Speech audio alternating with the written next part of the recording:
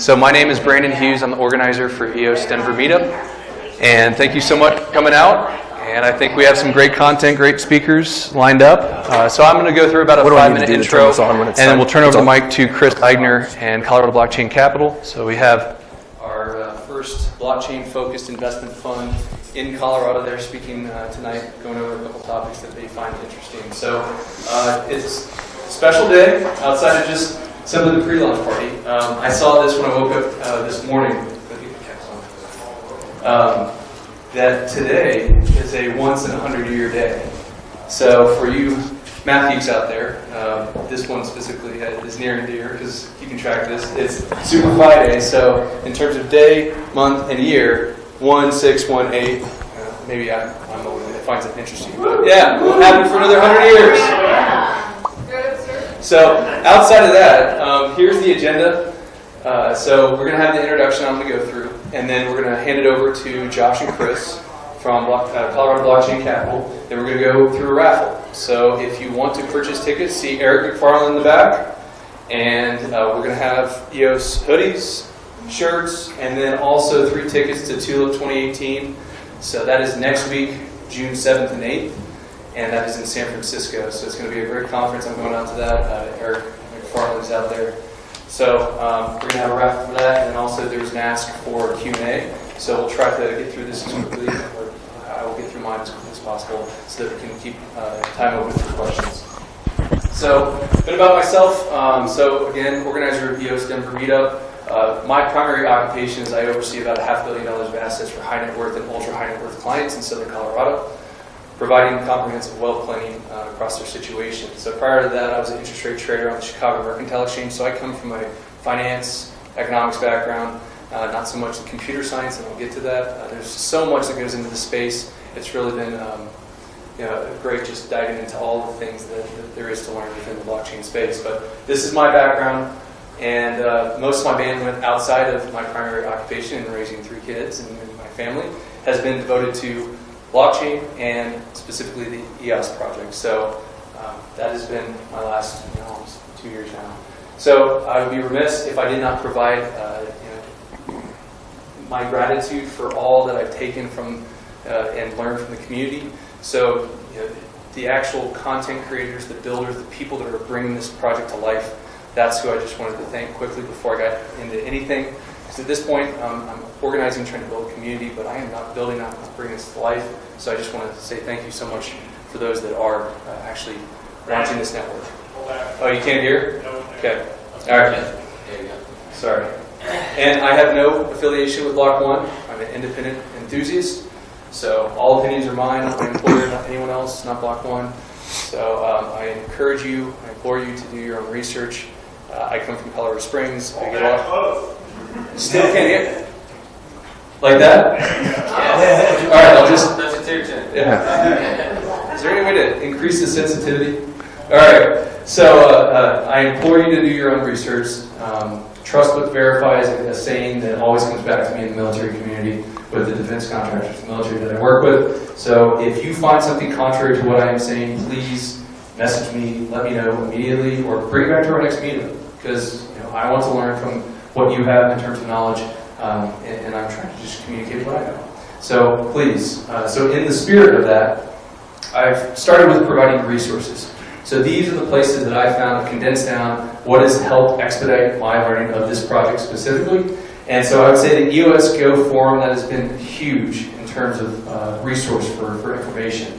Heavy hitters within the content creators are within this community, and then also Telegram channels. I mean, you can spend your entire day, weeks, months in the Telegram channels, but it's a great resource. So specifically these 3, EOS Block Pros, Gov, and developers, if you're technically inclined, great resources. And then I oversee the EOS Denver Twitter page, so I try to be very up to date and grab content from across the ecosystem. So if you want to follow me on Twitter or the EOS Denver Meetup, then that's a great resource as well. So this is a tweet that I saw not too long ago from Ari Paul, Block Tower Capital, that I found a lot of value in, and that the further that I've gotten into my path and learning in the blockchain space, the more I've realized how much I have to learn. So again, I've come from the investing, trading, economic side, but then really initially I thought it was just computer science, but there's so much more to it. And so this really hit home for me that I would consider myself an avid enthusiast at this point, not an expert, trying to build community and draw in those that have expertise to be able to speak at events in the future. So we're blessed to have some experts today, and so I just wanted to put this up just as an ask. So if you want to contribute, to provide your content, to speak in future meetups, please, I'm looking for local content creators and contributors. So with that, I'll turn it over to the real experts, both Chris and Josh from Colorado Blockchain Capital. Thanks, Brandon. So my name is Chris Eigner. I'm the CTO of Colorado Blockchain Capital. I want to thank everybody for coming out. Certainly you had a lot better things to do on a gorgeous Friday afternoon, but we appreciate you being here. We're going to do just a high level, I'm going to do a little bit of a micro overview of the EOS architecture, and then Brandon's going to come up and talk about some in-depth details on the launch process, and then Josh is going to hit the high level, kind of about the fund, why we're excited about EOS, and some things like that. So I want to speak to some of the technical aspects of EOS because it's a very unique smart contract platform for a number of reasons. EOS aims to be only as decentralized as required to maintain useful levels of openness, censorship resistance, and lack a single point of failure. We haven't seen this particular configuration of features in a blockchain before, so we're going to kind of go through them one at a time and see what makes EOS unique from some of the other blockchain platforms. So first, how's the token used? Let's talk about the token model. It's perhaps the most interesting feature of the EOS chain. It's in most smart contract platforms, you use a native token, like in Ethereum, to pay for computation. You use that gas to pay for computation on the network, and every time an operation is executed, you have to pay for that. This model works well for the most part until there's network congestion, and we've all kind of seen some of that. We saw it with CryptoKitties, we saw it in the bull rally of last kind of fall and winter. And what happens then is users end up doing kind of a pay-to-play model. They start competing in gas prices and driving up the cost. We've even seen this get perverted a bit by some of the miners. We've seen that there's, I think, more than rumors that miners often post high volumes of small dollar amount transactions with high gas fees to drive up the gas cost. And what this does is then cause users to have to pay higher gas fees, and it thus increases their profits. So clearly there's some issues with the pay for computation model, and that's why EOS doesn't use that model. EOS uses a completely different model. So instead of using native tokens to pay network fees, EOS tokens represent a share of network resources on the chain. So if you own 1% of all EOS tokens, you actually are entitled to 1% of the network resources. That could be bandwidth, that could be CPU, that could be memory.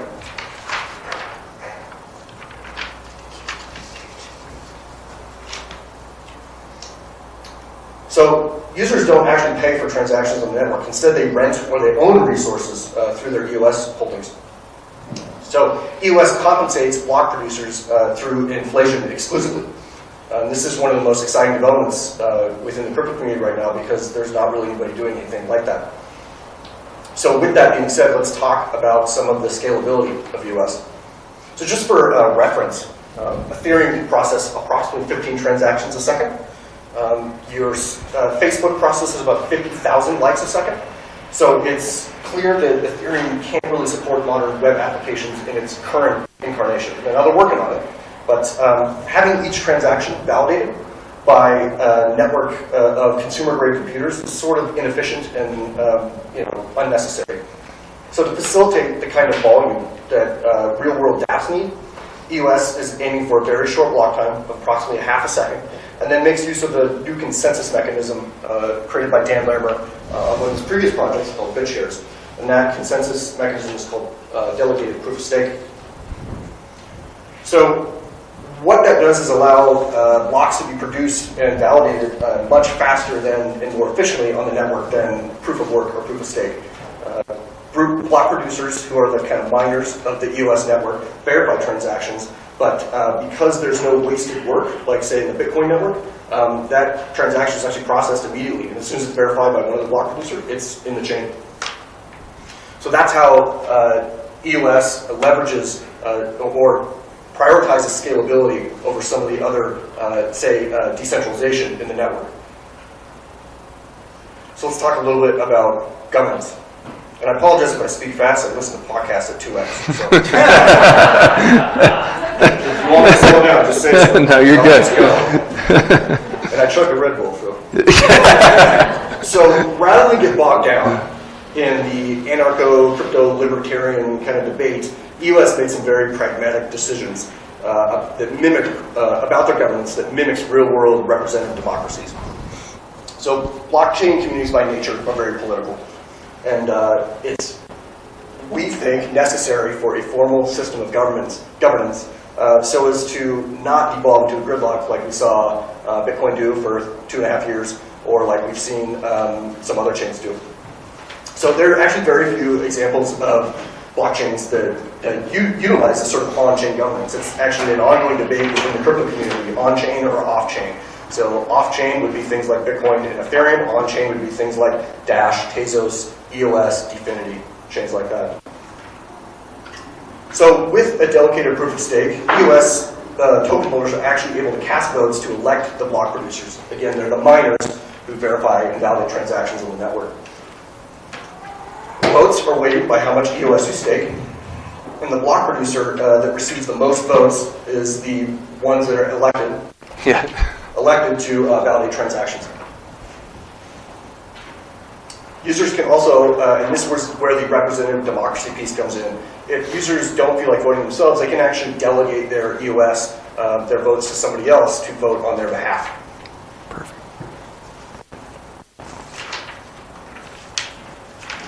So delegated proof of stake adopts a lot of ideas from traditional governance models, but it's actually more flexible and more transparent. Block producers can be voted out at any time. And so the threat, loss of income, and damage to their reputation is one of the major incentives that keeps block producers behaving in a good manner. So token holders can also use their tokens to vote on protocol decisions. So that could be changes to inflation rates, that could be updates to the EOS constitution, or changing other system parameters. And because this decision-making process is well structured, it has this kind of side effect whereby the off-chain governance actually gets really active. So there are over 100 plus block producers who are actively engaged in community, debating equity partnerships between block producers, debating voting, paying for votes. I know that's a hotly debated item in the space. And so the community is engaged and actively debating lockups and equity partnerships. And so this community is really like thriving. And so it turns out that a well-structured governance, on-chain governance model has the benefit of making a well-structured off-chain governance model. So if you're a developer, how do you actually store content on the EOS network? Developers need places to store files. So how do they do that? It turns out that block producers are actually going to offer that storage as part of their service. So it's built on the interplanetary file system, IPFS, if you're familiar with that, and actually doesn't require users to pay, quotes, any ongoing fees. They pay in a rather roundabout way. So users basically lock out some of their tokens in a contract, a storage contract that grants them access to a certain amount of storage. That storage guarantees through the contract the existence of that file on the network at that address in perpetuity until they extract their tokens from the contract, in which case they get the full value back minus inflation. So what that does is effectively it behaves like a fully refundable deposit. And because EOS only pays block producers through inflation, it turns out that users don't actually pay for storage. They don't have to make a stream of recurring payments. It just sort of comes out of their balance through inflation. So let's talk about one of the big features of EOS, which is interoperability. Am I going too fast? Should I slow down? No, you're good. Thank you. Can you go faster? I don't have a 2x button. So even though EOS is optimized for scalability, the throughput of a single chain has a cap of some kind. So EOS is purported to be able to scale to something like 20 to 50,000 transactions a second. So in its current incarnation, once it's live, it may be able to support a single Facebook application processing just likes, which is not very usable. So the way that EOS plans to scale involves multiple chains, perhaps even thousands of chains that can all communicate with one another. A concept called like-client validation is baked into the EOS protocol, and that allows chains to quickly verify events on other chains. It's purported that the round-trip time between EOS chains is something on the order of like less than 3 seconds. So this, in non-technical language, just means EOS dApps on the platform will be able to communicate with one another in an efficient manner. So another piece that we're seeing in EOS, which is they are prioritizing user experience and developer experience far more than most other blockchains. So EOS uses human-readable usernames. This is easier than say a giant long string of characters like you're used to seeing with Bitcoin and Ethereum and other chains. Right. And then at Crypto First, they actually provide a mechanism for account recovery. It's built into the protocol. They call it protocol-level account recovery. So in Ethereum and Bitcoin, if you lost your private keys, your money was gone. You'll never get it back. And the only way to mitigate this risk is generally to use some sort of multi-sig wallet or to leverage a third party like Coinbase or Kraken and store your tokens on exchange. But as we know, lots of people aren't comfortable with that model. So EOS has this ability to maintain control of your keys and never provide exposure to the funds to any other party, regardless of whether it's multi-sig or not. And they call that account recovery partners. So when you create a wallet, you have the option to elect one or more account recovery partners. And what they do is if you ever lose access to your wallet, they can help you generate a new set of keys to get access to that wallet. And unlike a multi-sig wallet, with say Ethereum, they never get access to the funds. If you did a 2 or 3 multi-sig wallet, and 2 of those people decided to abscond with your money, you're out. Sorry. On the dev side, EOS is going to launch using a technology called the WebAssembly Virtual Machine. Henceforth, I'm going to call it WASM because it's short. So the WASM is basically a faster, better solution than the Ethereum virtual machine, both in speed and performance and its support of many languages. So, and just for reference, Ethereum is actually working on a project to integrate WASM into their chain. So it's a quite good virtual machine. And Dfinity is another chain that's thinking about launching with WASM as well. What this means is developers can write smart contracts in C, C++, and Rust. And there are already projects to integrate other compilers into the chain. That means developers can onboard super easy. They already know the language. They can already jump in and start playing with the tools. They don't have to learn anything new like Solidity. So this concludes the technical piece. So let's talk about the reason we're all here, which is the launch process. So how is this launch actually going to work? I'm going to give a high-level launch process because honestly, Brendan has a lot more detail on it, and I think he'll do a better job covering it. You can break it down into 4 steps. There's the verify snapshot and boot process. There's the testing phase. There's the enable phase and the activation phase. During the verify snapshot and boot phase, the first phase, the EOS main chain launch group is going to produce a snapshot that we've all been hearing about of the ERC20 EOS tokens. Once they have the snapshot, they're going to allow the community using the same tools they're using to verify that snapshot to make sure that they're being held accountable. At that point, a random set of block producers, known as appointed block producers, are going to start to boot the network using a tool called the EOS BIOS. It's important to note that no block rewards or transactions will be doled out on the network at this time. They're simply booting the network, which takes us to the testing phase. During the testing phase, the appointed block producers are going to ensure that the token balances are correct, ensure that the network is stable, and start to run through a number of acceptance tests, in which they have 48 hours to do all the testing. If they encounter a bug, it's fully within their rights to roll back the chain and start from scratch and reset that testing window. Anybody who also wishes to verify the chain and do their own testing can do so using exactly the same tools that the block producers are using.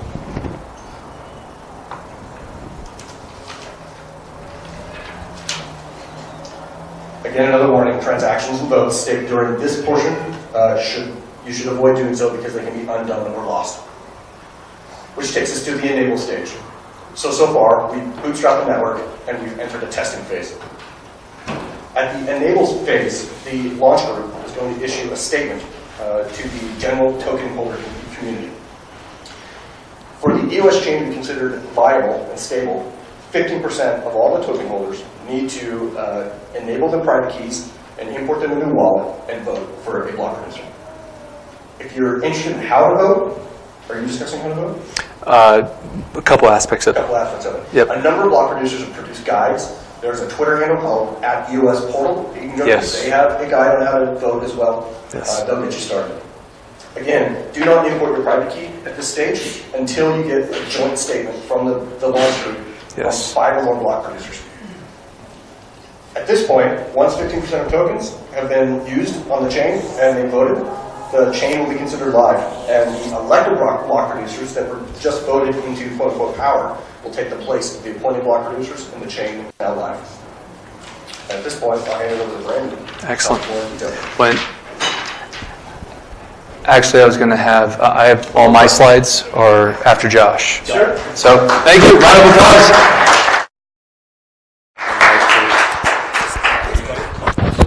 So my name's partner. Oh, hey, even better. Two mics Yeah. Okay, that's right. on the chin. So my name's Josh Finkleman. I'm the managing partner of Colorado Blockchain Capital. And we were Colorado's first kind of official cryptocurrency fund. And we launched spring of last year. And so we've been on this wild ride here for close to a year now. Yeah. And you know what I wanted to really talk about, which is a hot topic in this industry, is value, right? What drives value in this space? Okay. So, show of hands, how many of you own cryptocurrency? Oh, fantastic. So, how many of you consider yourselves fairly knowledgeable in this space? Okay, great, fantastic. Okay. So that always gives me a litmus test of who I'm talking to, right?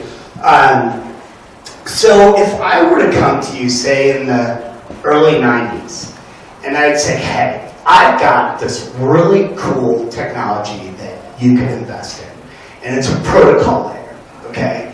And there are a finite number of ownership units in this, and it's called the Internet Protocol layer. Would you have invested? You should all say yes. Okay, now, as it turns out, you couldn't invest in that protocol layer, right? There weren't a finite number of units. And what happened is there are companies like Google that built on top of that layer, and then they issued stock, and you could own that stock, right? And we know how well Google's done, okay? Well, there's a fundamental shift in blockchain technology whereby some of these tokens are protocol layers, very much like Internet Protocol layer, okay? And the interesting thing is you can actually own some ownership units in that, i.e. like EOS, right? There are a fixed number of units that you can own of this new protocol layer, okay? So that's really interesting.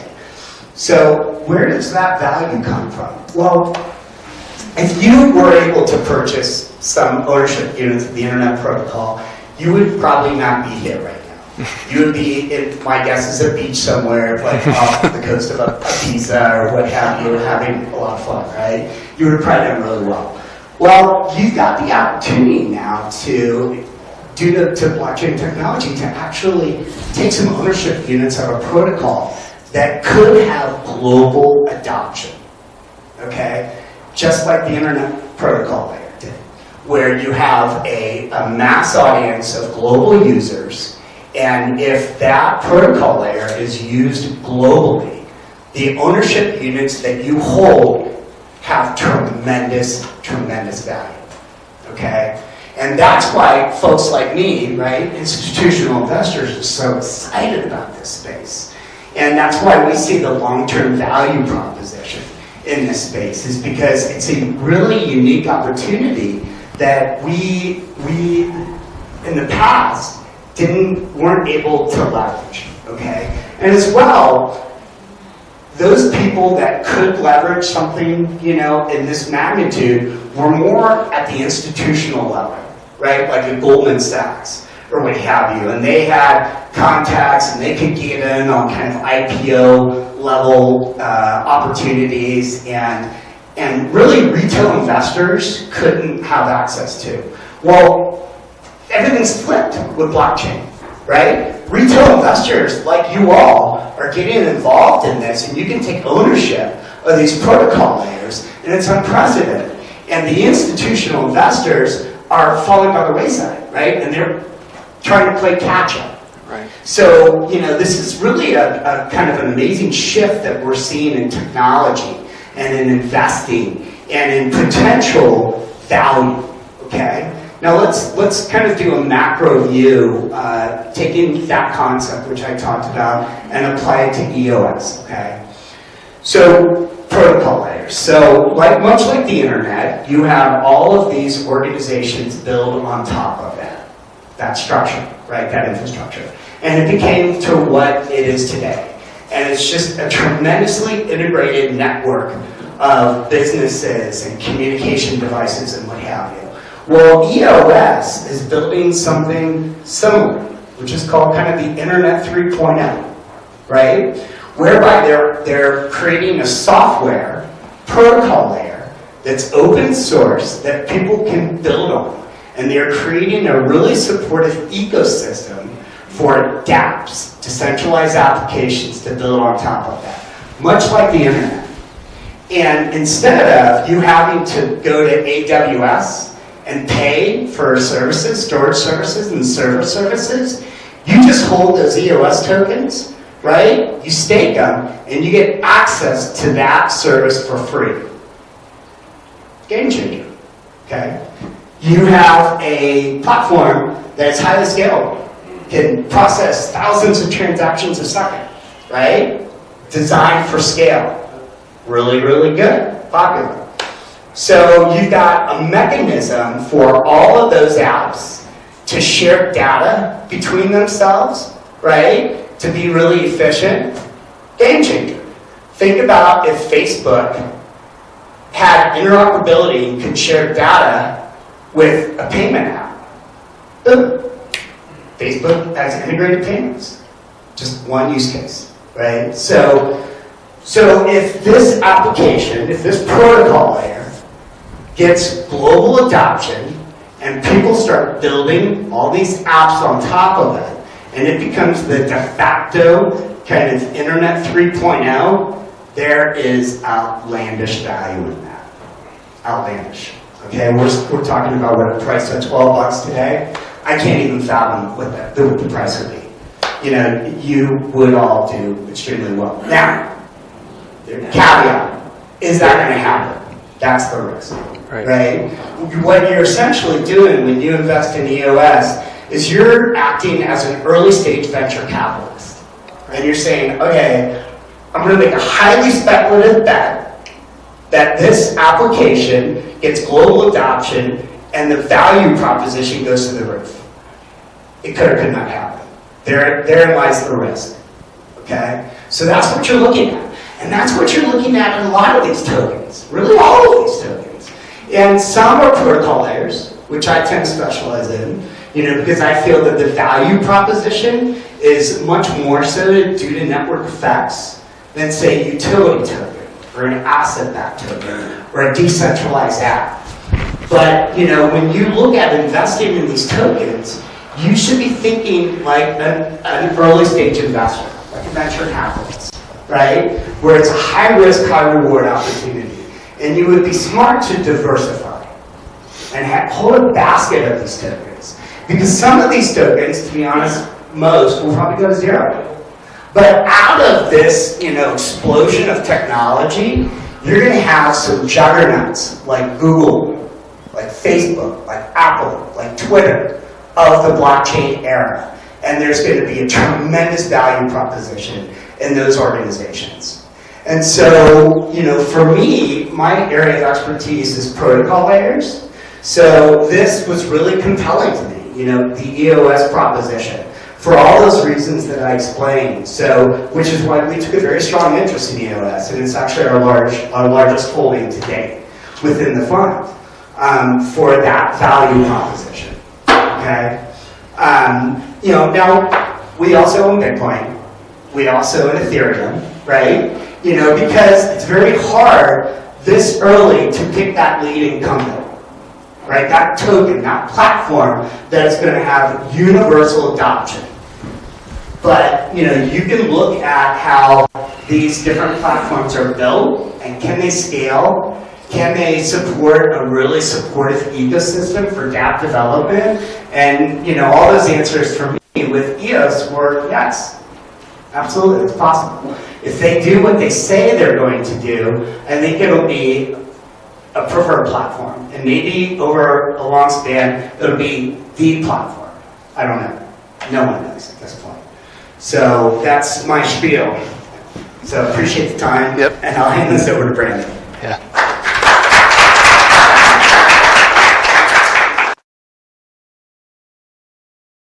Visual runs launched, also a pre-launch checklist. So just, you know, on the pragmatic side, making sure that everything you have dialed in prior to the launch.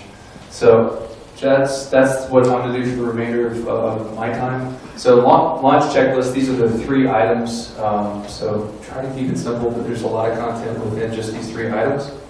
So first off, register your wallet, so thereby registering your tokens. So you want to make sure that you have that wallet fully registered. And I'm going to give you a couple ways to do that. And then researching block producers, what are some resources for looking into what producers you want to actually vote for. And then also voting. So registration options, so you can leave them on the exchange. There's a variety of exchanges that have put out information that they're going to handle that token swap. Now the problem with that, if you look historically, you may not get either voting rights or your voting access or your airdrops. So the exchange might end up taking your airdrops. So if you want to participate in voting and also in maintaining those or retaining those airdrops, then Exodus or MetaMask or MyEther wallet. Those are the 2 best ways. And also the MetaMask, MyEther, at least right now, that's going to be the most secure. Exodus does have a very nice user interface, one-click registration. They are not going to be at least showing the airdrops, which I'm aware of about 12 right now that have announced that they're going to airdrop as a result of the snapshot tomorrow. So that's 12 that I know of, and who knows after the mainnet goes live, but they're not going to show that within your Exodus wallet. So, but those are the 2 and 3 options. That's the best path to take if you can at this point. But I know that Kraken is already locked down and you can't move money in or out from an EOS token perspective. So then, let's say that you went to MetaMask or MyEther wallet path. You want to confirm your registration. Exodus is easy. It just says, yes, you're confirmed. But MetaMask, if you want to confirm, then this EOScountdown.com, this is the best all-in-one website that I found for information, newsfeed, countdown clock, and then a registration tool right here. So you can put in your public key and see if your address is in fact registered and good to go. So great resource right here.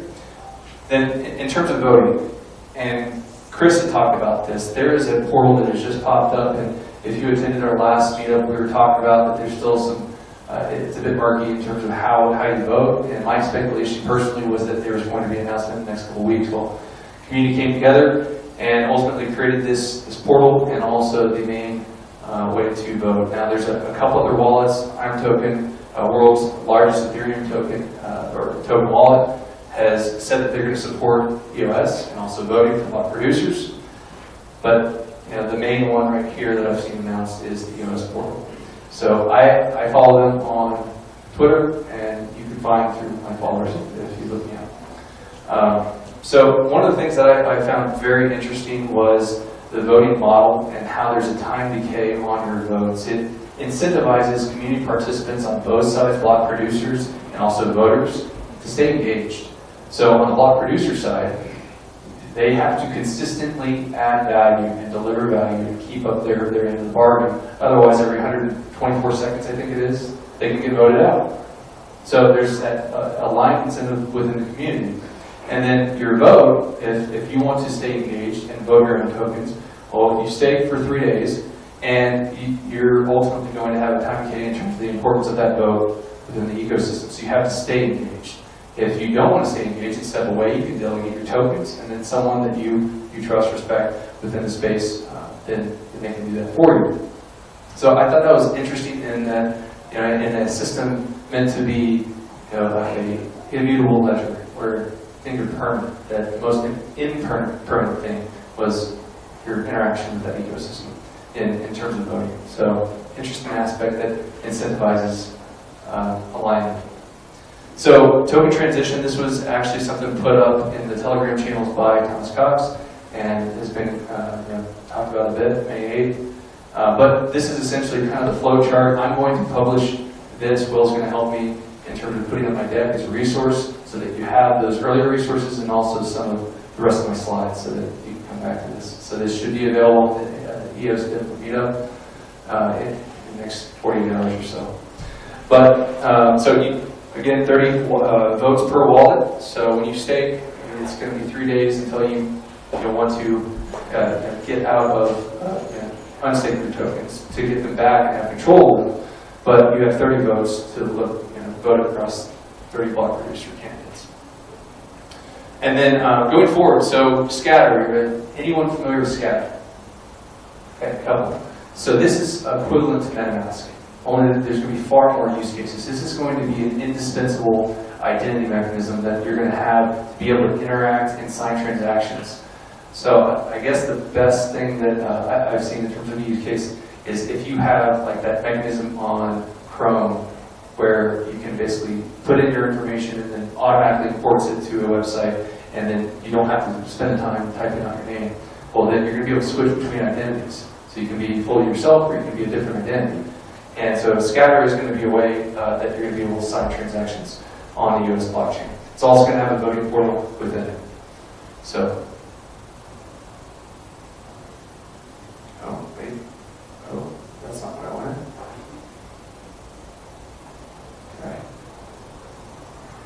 All right, so a couple resources for researching block producers who you want to vote for. Probably the best one is EOS Go, just like the forum. They have a full listing of all registered EOS block producer candidates, and then also a different, UI is EOS Scout. So what you'll see, this is a graph that just shows the geographic distribution of block producer candidates. You have a huge concentration in Asia, and specifically China. There's some very well-funded independent organizations, and as a result of the Constitution, you're not supposed to have any outside VC or big institutional money. You're supposed to be bootstrapping your candidacy. So it's trying to further that decentralization so that you don't have the traditional big money power coming in within the system. So nevertheless, there are some very large institutions or block producer candidates in China that I've seen. So this is a great infographic by US Tribe that they put out just to have a different visual of how it's distributed around the world. And yeah, some great resources there. So those are the main three things. Register your wallet. I said tokens, but register your wallet, voting, researching your block producers. So that kind of concludes the checklist. And then I just want to kind of touch probably a higher level overview than what Chris went through.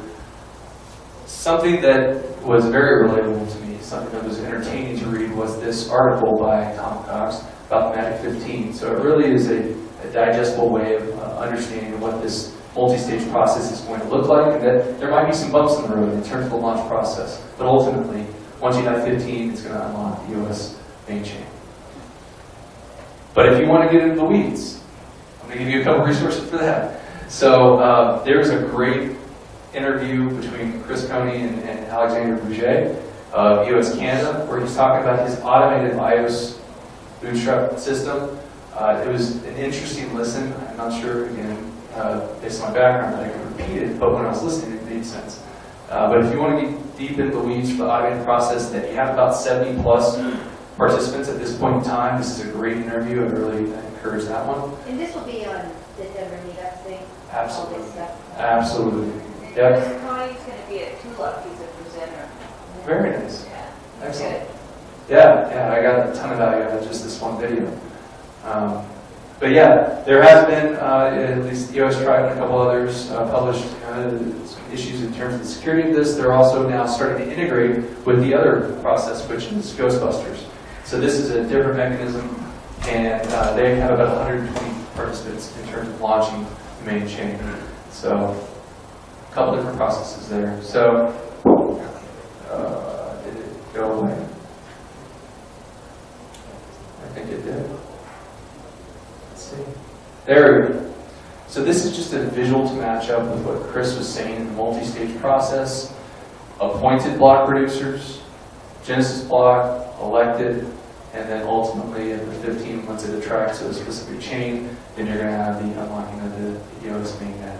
And so you've seen the EOS, or what was it, the main chain launch group. You've started to see official publications from the main chain launch group, and I would continue to look out for that, especially as you move forward and you start to think about voting, because that's going to, as Chris was saying, delve important private keys, and there's going to be a lot of scams out there, so be very careful with moving forward, and look out for those official publications from the main chain launch group. So there's talk, there could be multiple chains, so given that you need 15%, there could be multiple chains that are created through this process, and so you could also, through holding through this mainnet launch, you could have multiple tokens. Now, whether they'll have value, it depends on the level of adoption and money behind them. But ultimately, the main chain will, in my view, if you think about Block 1, they've said that they're going to contribute $1 billion to start in development of dApps. So follow the money. That's most likely where the main chain is going to be. It's the one that the main chain launch group adopts, and then Block 1 follows with their VC fund. Okay? So, but nevertheless, you could get some additional tokens as a result of just holding through.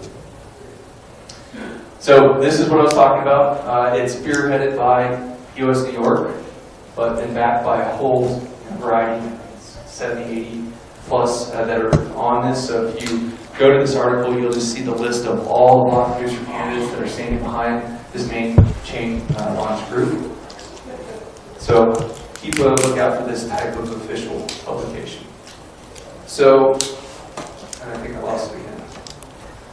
What I wanted to end with, if it will actually work,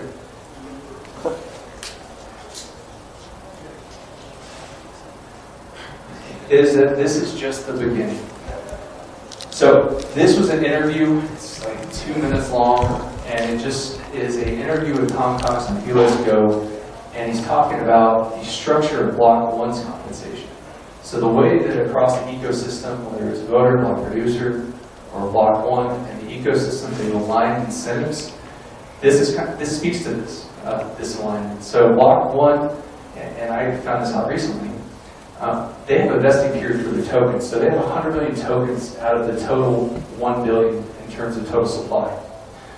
That 100 million doesn't vest fully for 10 years, 10 each year. So they are incentivized to add value, because I've often seen, especially recently, when they've come out and said about 4 billion in terms of total assets through the ICO crowd sale. And you get publications or people talking about that, well, why does an ICO or open source software need $4 billion? Well, if you think about what they've stated, at least to start, $1 billion for dApp development, they will multiply that $4 billion many times over the next 10 years, because they're directly aligned and incentivized to do so. So they have stated that they're going to provide updates over the next 10 years, and they have a huge incentive to do so. So this is just the beginning. And this is just a zoom in of what he is saying.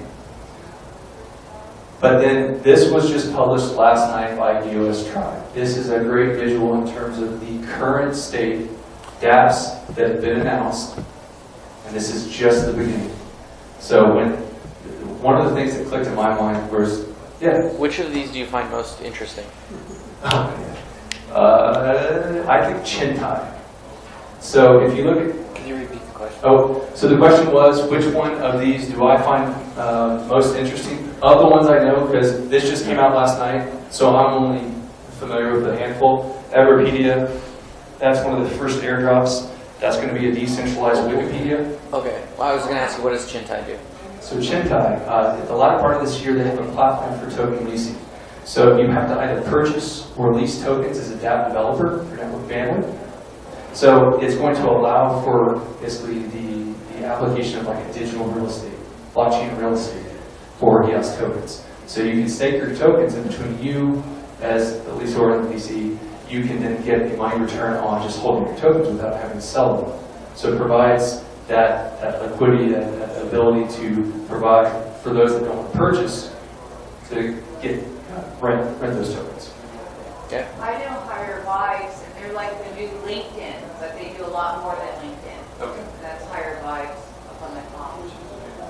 Yeah, so a lot of interesting ideas out there. Again, I'm going to post this. I can't say that I've looked at every single one of these dApps, but this is just the start. And these, I think it's 12 projects they've said that they're going to airdrop to the Genesis snapshot. So you're automatically going to get some pieces of the dApps that are coming out. So yeah, that is the total of what I have. Right? Just like with the EOS DAC, you have those 12 airdrops, will they just show up on your wallet? So you just need to go out and see what's out there. So the question is in terms of how do they show up? They just show up in your Eigner wallet. Well, those those 12 that I know of are waiting until the main chain launches. So if you have your public private keys and you import that into a EOS wallet, then they're going to show up in that EOS wallet. So if you look at the releases from Exodus, Exodus is not going to support in terms of the visual of seeing within that Exodus wallet those airdrops. You're going to have to export, take your keys and put it into a EOS wallet before you see those listed. But you still get them, whereas I'm not so sure on exchanges. So, Eric, are we ready for the raffle? Yeah, we can do some more. Do we have to buy tickets? I'll buy All right, so maybe it's beer intermission time and time for the party, and then you can get raffle tickets if you like. If you want me to order your size or a specific shirt, I will do that. The stipulation is crypto payment only. Yeah. Thank you all. Enjoy the weather. It looks like it's starting to cool off a little bit. Thank you for your time. If you have questions, I guess that's the time that we have now. So go right ahead, ask, and I will provide answers, or at least resources if I don't know the answers. Go ahead. I saw you had 30 votes per wallet. Correct. Is that how it's initially going to be, or is it going to be votes per token? Because that's like a whole POS difference. Right. My understanding is votes per wallet. Okay. Yeah, not votes per token. Sir, did you have a question back there? Could you back up to the ecosystem that that went up just because there's so much? This one? Yeah. Okay. Certainly. So you can delegate your EOS tokens to somebody else? So like what happens if everyone like delegates to like a damn Bannock? Or Can you repeat? Yeah, so the question is you can delegate your tokens. What happens if you delegate to Dan Laramie and then he controls? Well, yeah, and then from a perspective of, and this is similar to the vote buying to your 10%, you have aligned incentives. So I would think that Dan Laramie would seek out, if that was the actual case, seek out further delegates to not harm what he holds so many tokens in, because block producers and also voters, they want to make sure that they have a quality ecosystem, because that's going to affect their token price. That's my understanding. Yeah. Question? Could you explain EOS DAC, what the value proposition is for holders of EOS DAC? I only know at a high level, so I really can't speak to it a whole lot. Just essentially that they're not only a block producer that is airdropped, so it's a community-owned block producer, and the block producer passes on the proceeds, what they get in terms of compensation. But then they're also building tools to enable decentralized autonomous collectives or corporations. So it's a dual functioning, it's a block producer, but it's also a decentralized autonomous corporation tool provider. But that's the extent of my knowledge on the EOS network. But, real quick, Luke Stokes is coming out to a conference, I think in August. That gentleman who lightning talks last time we talked about it. There's a big conference that's being put on in Boulder, and Luke Stokes of EOS DAC is coming out. So if you'd like to ask him directly, he will be here. Yeah, do you have an email list or something you send out first off with that, or is anybody? Maybe you announce it. EOS Denver Meetup, Yeah, he's on Steam too, I follow. and he's on Twitter as well. Yep. For the main net selection, can you explain that a little bit? So there's going to be multiple nets, and I didn't get that part. You said that there may be multiple main nets, or there might be multiple nets. Yeah, so you need to import. Oh, yeah. So the question is multiple main nets. So how does that work with 15%? So my understanding is you have to import the private keys and then vote for block producer. And once they collect to a specific main net, then that is. I mean, there could be, given the amount of 5%, if you have the amount of tokens that are staked and then voted for a specific other net, then you could have multiple different chains. But ultimately, the main chain is going to be where all the money. Go back to Shintai. I'm still not clear on how do I purchase Shintai if I'm a speculator and I'm waiting for a value to increase or decrease? Do I exchange it for US tokens? So they've just started to come out with more specifics. I think there is going to be a company token for Shintai that you'll then exchange back into EOS. Again, I don't know the specifics yet. I understand the mechanism. Josh, do you have additional details? Yeah, I just, I think with the like $15 you convert it in Steam, you can spend it, and then you can use something similar. I mean, I understand the mechanism is one-on-one. If you're a DApp and I'm a holder, you want to rent my tokens, I get that. You're ready for a smart contract. How does Shintai fit in? Are you guys long on EOS? Probably not. Maybe, yeah. I just, Yes. So with voting, I know a lot of people keep their coins on exchange. Are the exchange is going to be voting? I haven't seen position. they're pretty ambiguous. That flops around. Everybody down there too late to put it in their wallet. Yeah, and I know They're not going to vote. So it's just so useless. that's my understanding is that you're not But going it's to the same. vote It's the if same. you have your tokens on the machine. But one of the things I saw, this is the previous meetup, for there's been some worry in terms of what about those tokens that aren't registered? So I saw I think like a lot of about platforms, 99% of tokens based on out there I'm talking about a bunch of shit projects, I think in terms the of hope, getting those from the ERC-20 the play is that they become big platforms So for they a lot have of that projects, covered, even if it's just you're probably not going to have access to there's like it. big projects like Perp, But it's not like you're and some of this stuff that's all built on Ethereum. If you want access, if you want to vote, if you want the airdrops, And I register your suspect tokens. that like they're going to overwhelm the Ethereum network. More so than No. So there's a good resource, and if you ask that question, I'll give you the link for what I've seen. This is just in terms of announced project staffs that are building, not necessarily those that will airdrop to them. Does Ganner? But their projects built on the network that are airdropping to you if you own the airdrop. Yeah. It's not certain that as a result of every single one of these being announced that they're going to be sending you tokens. I've only seen 12 at the initial launch that will be here. Whether or not all the rest will come behind and start dropping, I don't know. I don't know if it changes your assessment that they're all shit, but then you think about like. Chris talked about this a little bit. So it sounds like there's something more like Solidity or Viper. So it's sort of like smart contracting language. So is there a specific? Is it what was your question? Sure, the question was, there's no more Solidity, so what do you program in? Yeah, so EOS allows you to program, I was talking about the WebAssembly virtual machine, that allows developers to program in both C, C++, and Rust. And then they're actually working on some other languages as well. So the multi-language support means they can tap into the developer community across any number of languages. Are those select areas right now they have like IED Yeah, that's effectively what they're doing. did you have another question, or did he answer? Yeah, no, my question is, you guys were talking about airdrops. Yeah. So you really need to control your keys to be the beneficiary of those airdrops, right? Right. So are hardware wallets supporting EOS? Great question. So the question is hardware wallets supporting EOS. What I've seen in terms of the official announcement is that Trezor is not. So they are working on those capabilities. I don't know about Nano, Ledger. So they will. Oh, so you guys are thinking like the airdrops will happen in a few months, and then by the time the hardware wallet providers support it? Who's holding onto their own keys?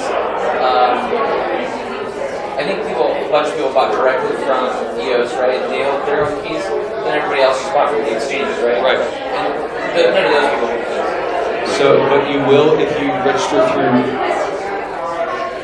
I'm sorry. Yeah. So he said essentially that for the people that bought through EOS or bought one of their crowd sale, they own their keys, but those that are on exchanges don't. So you need to either go to My Ether Wallet, MetaMask, and then there's a generator, key generator, that's your wallet address for the EOS data chain. And so once there's a snapshot, then it's credited to that. And so those two are the Ethereum address that's registered, and then what you have in terms of that key generator. Is that your understanding, Chris? I don't have it. So, for example, I bought EOS on an exchange. Right. You got to transfer it somewhere. I got to put it in a MetaMask wallet. Yeah. Or Exodus. Because my understanding of the exchanges is that they do not support. Yeah, they don't want to deal with all this. Yeah. Finance. Okay, so Binance is supporting airdrops? Okay. But you don't get the airdrops. Yeah. Right. So you're essentially missing You out on the software initial wallet until. Correct. Listen, stop that. Like on Monday or Tuesday, you can just move them out of finance. They'll register and they'll start doing your contact, right? And some of the exchanges, depending on their load, they'll recognize some of the airdrops, but not others. Yeah. It just varies.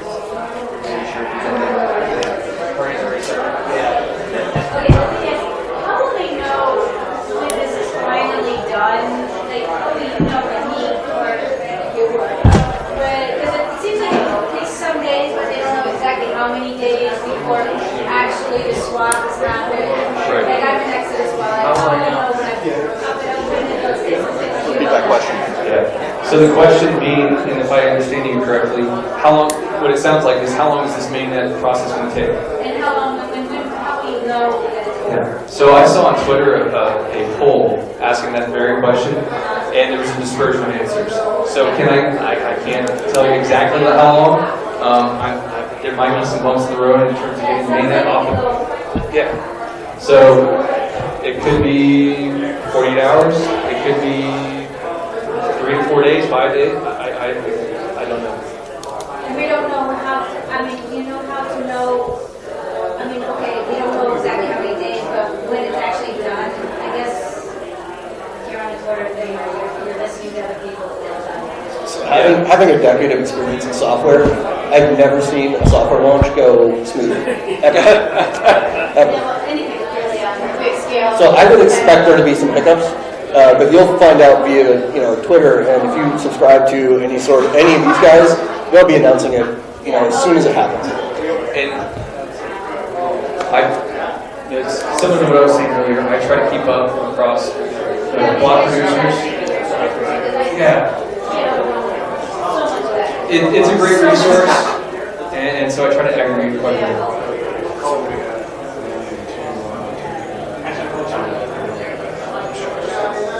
Okay. All right. All right. Sounds good. Cool. Any other questions?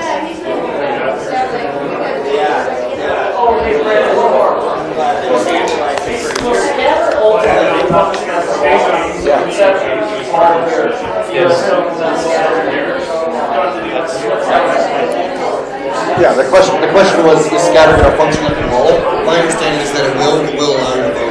Pretty much just like an MetaMask. Correct. Right, since with the launch, the initial purchase of the EOS token was an ERC20 platform. Now that it's launched, it is changing which one you had to register it. Correct. Snapshot. able to register what the EOS value is, even though it's no longer an ERC-20? So the question being Exodus, they're going to,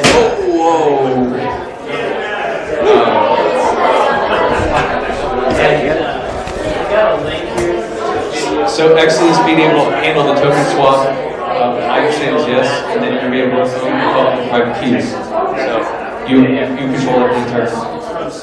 Yeah, there's a function in the menus on top to export the keys.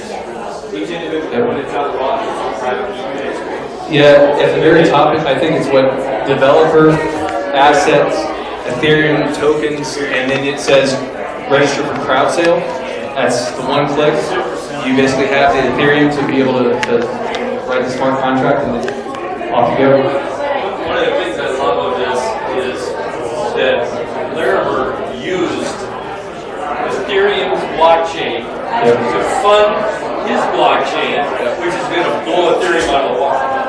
Yeah, we'll see. Is there a chance of rollback? So you mentioned that there's a chance of pushing out the network and then all of a sudden failing the test and they have to roll it back. Yeah, the question was, how does the rollback work, and do they have the capacity to do that? They certainly do. So if the nice part about having that snapshot is if anything happens during the network boot stage and they need to roll it back, they can do so. And so they'll likely vote on it, decide to restart the process with some hot patch or new software fix or whatever the bug, whatever the fix is. And I'm assuming they rolled it out before, or like they tested it. Yeah, they've tested this a number of times. Yeah, do you know how many times? So in my slide, I thought 17. so the most recent stage that I'm aware of that's talked about in this video by EOS Canada, what they're trying to get to is that at stage 17, they had 70 plus block producer candidates that were working together. So they've been doing this, they've been iterating the launch process, this automatic process. They're hoping that they can just turn a switch in terms of a line of code, and then it's the actual real launch. So yes, they've been practicing this quite a bit, and so has the Ghostbusters now. Sir? Okay, so I want to replay my understanding. So if I have tokens, if I bought on an exchange, right, I go to the what is that? XLS software wallet because it doesn't support Ledger or Trezor, right, at this point. And then I create a new wallet on XLS. It's not an Ethereum wallet, it's an EOS wallet. So you need your keys, and that would be supported through the snapshot in Eigner wallet or anything. So you need your keys in there. So the question being, this, I think there's confusion around Exodus versus the functionality of getting the native token in Exodus versus Eigner wallet since it's not supported once you're on the native token, right? That's the question. The question is the transfer process. The steps were not. I'm just trying to replay what you said before, just to make sure that I understood. That I have to create a new wallet.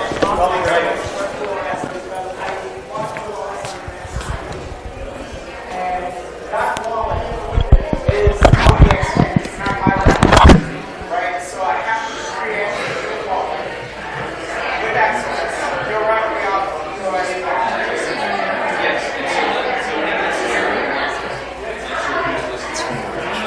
In that scenario, so what's going to happen is, okay, so you have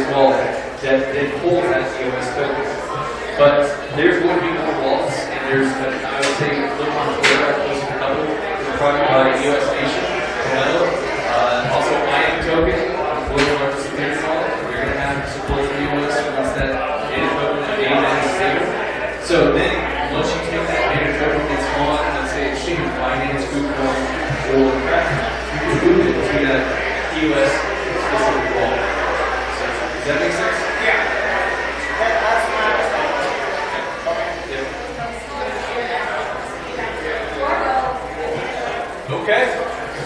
Enjoy the food and beer.